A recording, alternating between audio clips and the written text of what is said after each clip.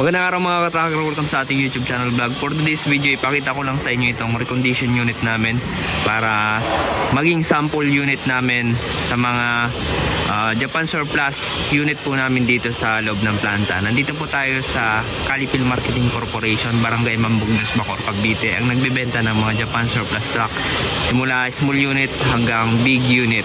So ito po mga ka-tracker ay ito po yung Isuzu Elf NPR wide cabin po siya, 6-wheeler 4x2. Recondition na siya ngayon, fully repaint po siya.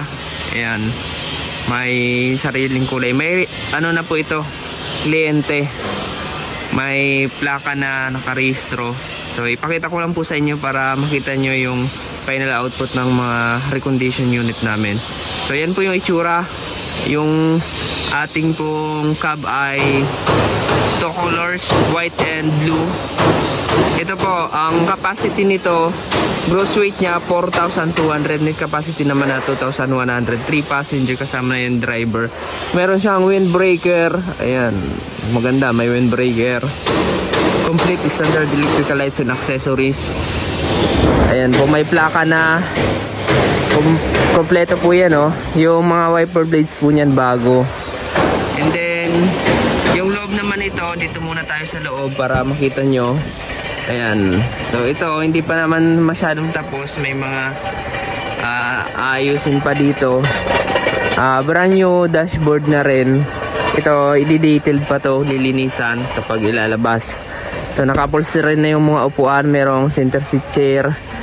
Ito po ay 6-speed manual transmission. Ayan, ito po yung itsura ng cab natin, high cab na po siya. And brand new dashboard. So naka ano na yan, power window. Dito tayo sa kabila para makita nyo. Kulang lang sa linis, medyo malikabok. Ito yung sa kabila. Ayan, all function yung lahat ng instrument panel. May kasama ng jack tire wrench, spare tire remover. Ayan po. And then yung mga gulong nito brand new na, Otani brand. 5 stud siya. Tapos yung brake system naman ito, disc brake yung harap, drum brake yung likod. Yung sukat ng gulong 7.50 R16. Ayan, nakamolye yung suspension niya, harap likod din. And in additional na rin yung molye, dagdag molye na rin para ayan, kayang-kaya yung mabibigat na kargahan. Tapos sa kanyang body, 14 feet ang haba po nito, may taas na 7 feet. Ayan, may dalawang bended running guard. Ito, kulay, yung frame nito silver. Ayan po.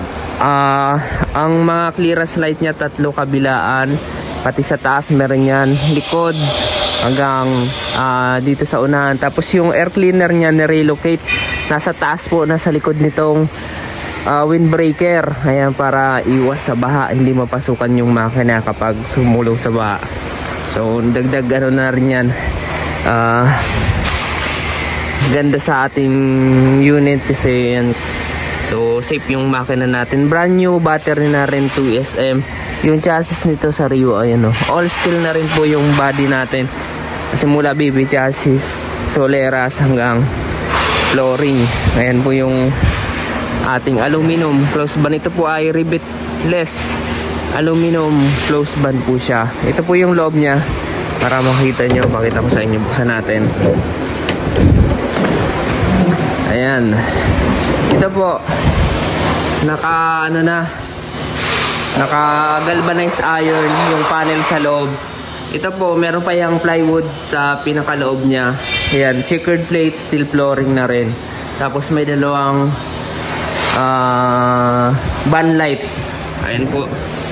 And then sa ating stepboard dito, ayan, checkered plate na rin. And then may guard yung tail light natin. So ayan, may mga ipapa-retouch pa namin, paparetouch pa kami dyan. Tapos yung likod meron ding running guard hanggang likod na. Ayan, ginawa na namin. Ayan po yung ating chassis. Ayan, yung suspension dito sa likod merong auxiliary. Ayan po, oh. Diba? Sa ano mga katracker, recondition unit. So kasama na dyan yung repack bearing, check brake, palit ng mga brake pads, brake shoe. Ayan.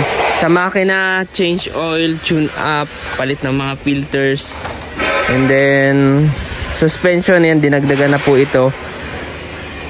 Alright, so may warranty po yung aming unit dito sa amin kapag kumuha po kayo dito kapag recondition.